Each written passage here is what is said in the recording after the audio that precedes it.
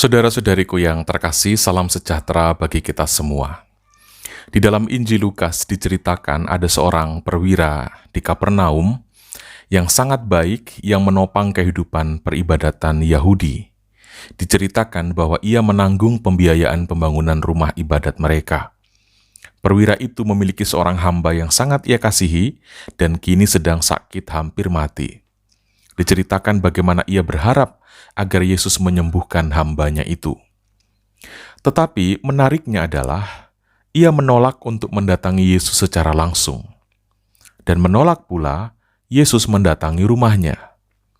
Untuk maksud itu, ia menyuruh kaum tua-tua untuk datang kepada Yesus. Kaum tua-tua artinya orang-orang yang dianggapnya lebih layak untuk berjumpa dengan Yesus dibanding dirinya. Ia berkata bahwa dirinya tidak layak secara langsung mendatangi Yesus, dan tidak layak pula didatangi oleh Yesus, sebab ia hanyalah seorang bawahan. Ia meminta agar Yesus mengatakan sepatah kata saja, maka hambanya itu akan sembuh. Terhadap pernyataan perwira tersebut, Yesus berkata, "Iman sebesar ini tidak pernah kujumpai sekalipun di antara orang Israel." Nah, saudara-saudari, kisah ini sebenarnya memuat sebuah pesan yang sangat dalam. Banyak orang yang menganggap dirinya saleh, suci, apalagi setelah melakukan begitu banyak kebaikan, merasa berhak mendapatkan perhatian khusus dari Allah.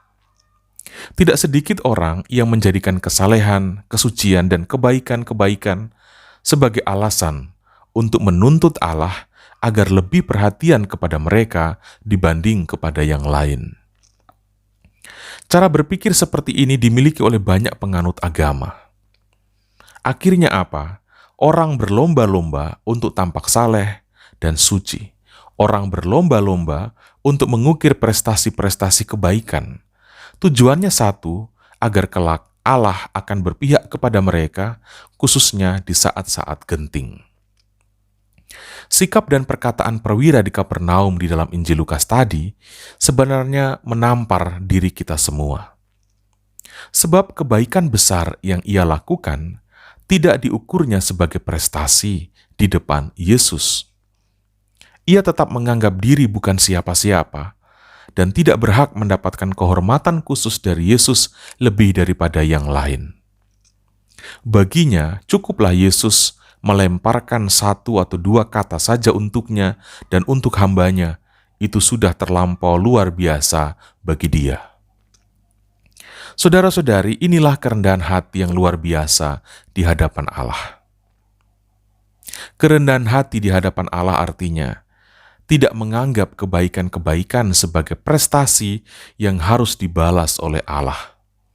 Tidak memposisikan Allah sebagai hamba atas kesalehan kita. Kerendahan hati di hadapan Allah artinya tidak menuntut Allah harus buat ini dan harus buat itu untuk kita dengan alasan karena kita telah buat ini dan kita telah buat itu untuk Dia. Saudara-saudari, bisa berbuat baik, bisa menjadi saleh, bisa menjadi suci, bukanlah prestasi kita. Ini adalah kepercayaan dari Allah yang mengundang kita berpartisipasi dalam kebaikan dan kekudusannya. Sebagai umat beriman, kita perlu menyadari hal ini. Yesus berkata bahwa sikap dan perkataan perwira tadi sangat menunjukkan iman yang sejati. Benar saudara-saudari, sebab perwira itu tidak seperti kebanyakan orang lain yang berlomba untuk menjadi beriman, berlomba untuk menjadi saleh, suci, dan sangat baik dengan tujuan menjadikan Allah sebagai budak dari kesalehan dan kebaikannya itu. Kalau seorang perwira di Kapernaum yang notabene adalah seorang yang terkategori kafir dalam pemahaman saat itu, artinya bukan orang Yahudi, bisa memiliki iman sebesar itu. Mengapa kita tidak lebih dari itu sebenarnya?